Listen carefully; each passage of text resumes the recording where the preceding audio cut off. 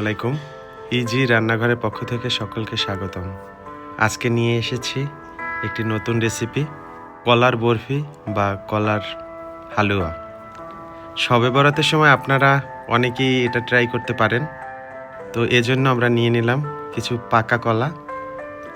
আসলে অনেকের বাসায় আমাদের কলা থাকে। কলাগুলো বেশি পেকে গেলে অনেকেই ফেলে দেয়। বাচ্চারাও আসলে খেতে চায় না। তো এই কলাগুলো দিয়ে আপনারা একটা রেসিপি তৈরি করে দিতে পারেন। অনেক টেস্টি এই রেসিপিটা। আপনারা যদি একদিন ট্রাই করেন বাসায়, দেখবেন বাচ্চারা বারবার খেতে চাইবে। তো আমরা শুরুতে পাকা কলাগুলো কুচিয়ে নিচ্ছি। এগুলোকে আমরা ব্লেন্ড করে নেব। কলার মধ্যে কিন্তু পটাশিয়াম রয়েছে।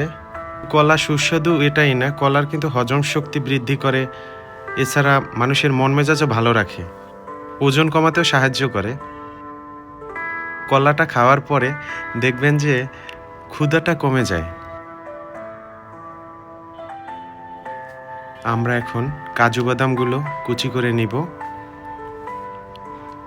কাজু বাদামগুলো আমরা এই রেসিপিতে ব্যবহার করব। এগুলো রোস্ট করে নিব।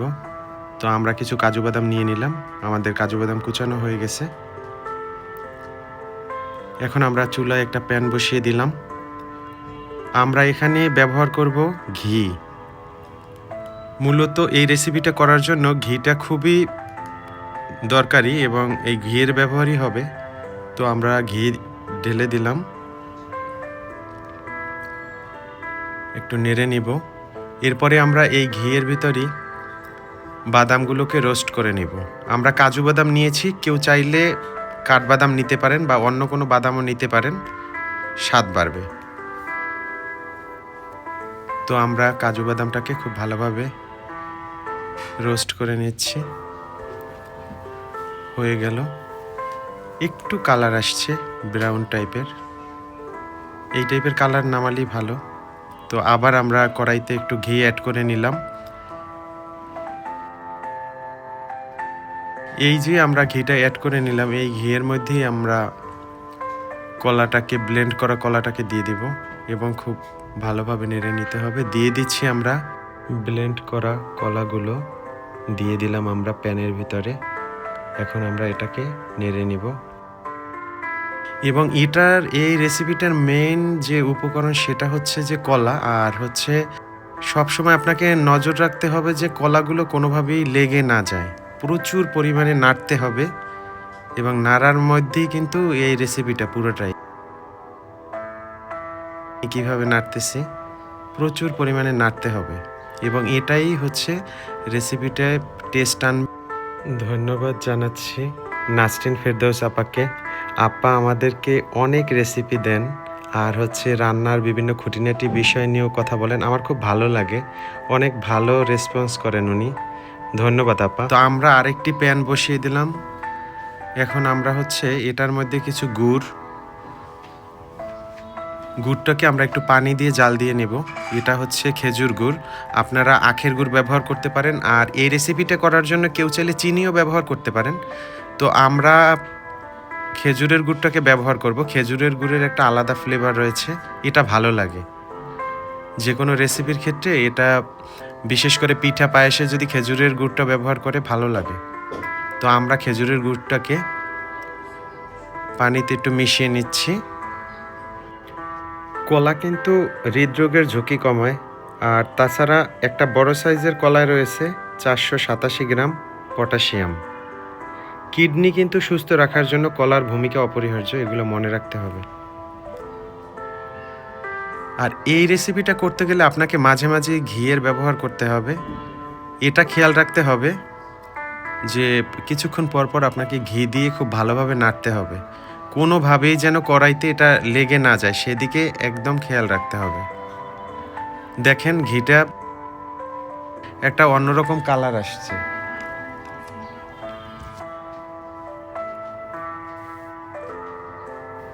অন্যরকম একটা কালার আসছে। আমরা অ্যাড করে নিলাম গুড়।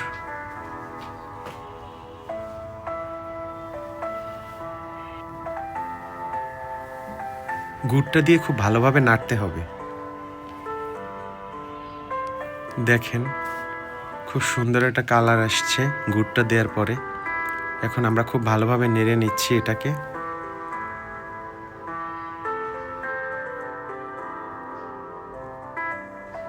দেখেন কালারটা একটু চেঞ্জ হয়েছে। আমি এখানে এক টুকরো বিট নিয়েছিলাম, বিটটাকে আমি ব্লেন্ড করে শুধু কালারটা নেওয়ার জন্য এবং বিটটাকে ছেঁকে শুধু কালারটা নিয়েছি। দিয়ে দিলাম গুঁড়ো দুধ। গুঁড়ো দুধটাকেও খুব ভালোভাবে মিক্স করে নিব আমরা।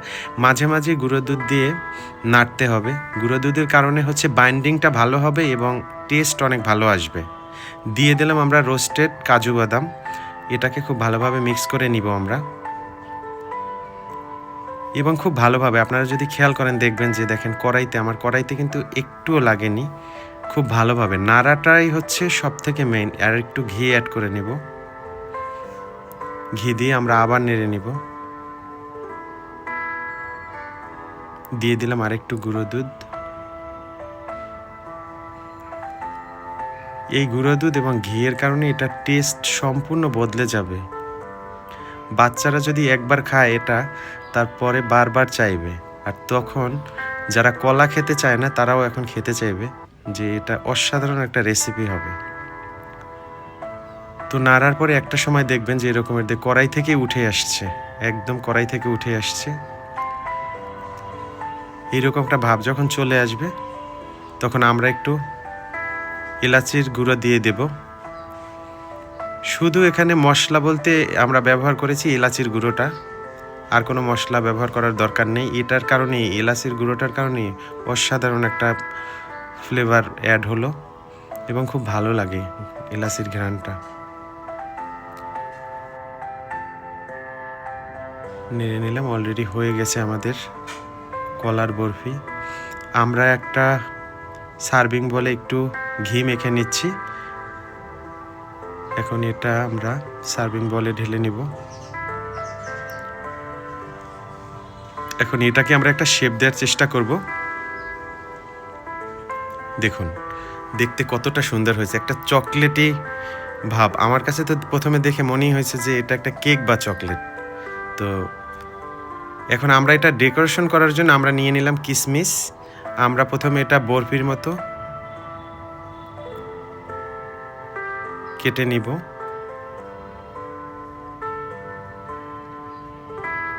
দেখেন কেটে নিচ্ছি আমরা।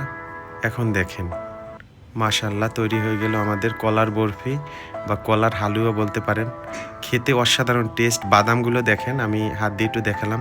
আর এটা এতটা সুন্দর হয়েছে, মাশাআল্লাহ। ধন্যবাদ সকলকে।